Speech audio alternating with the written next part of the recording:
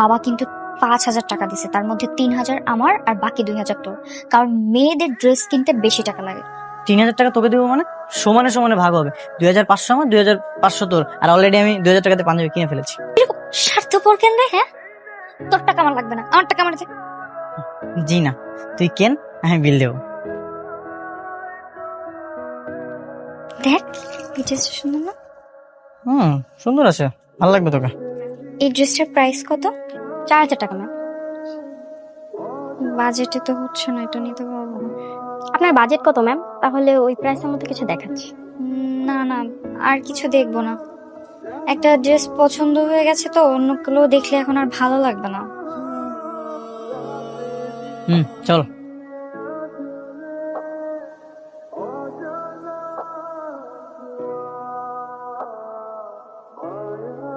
বাহ, সুন্দর তো। দেখি না? তুই তো দোকানে এই পাঞ্জাবি দেখিস নাই? এই পাঞ্জাবি কোথা থেকে আসলো? এই তুই 2টা পাঞ্জাবি কিনছিস? মা, ও আমার ভাগের টাকা দিয়ে নিজের জন্য 2টা পাঞ্জাবি কিনে নিয়ে চলে আসছে, নির্লজ্জ কোথাকার। এই তুই আমার ভাগের টাকা দিয়ে নিজের জন্য পাঞ্জাবি কিনছিস কেন? এই তুই ওর টাকা দে, একদম ফাজলামি করবি না। আসতেছি। এই ওর টাকাটা দিয়ে দিবি, নাহলে কিন্তু খুব খারাপ হবে। এই তুই আমার চোখের সামনে থেকে যা, তোর আমার সহ্য হচ্ছে না, দেখতে ইচ্ছা করতেছে না। স্বার্থপর কোথাকার।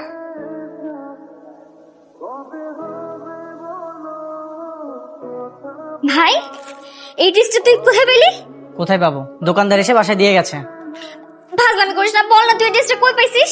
তুই যেখান থেকে পছন্দ করেছিলি সেখান থেকে এনেছি। কিন্তু তুই এই ড্রেসের টাকা কোথায় পেলি? তুই তো 2,000 টাকা দিয়ে একটা পাঞ্জাবি কিনেছিলি। হ্যাঁ, আমি 2,000 টাকাতে পাঞ্জাবি কিনেছিলাম, পরে দেখলাম যে এই ড্রেসটা তোর খুব পছন্দ হয়েছে।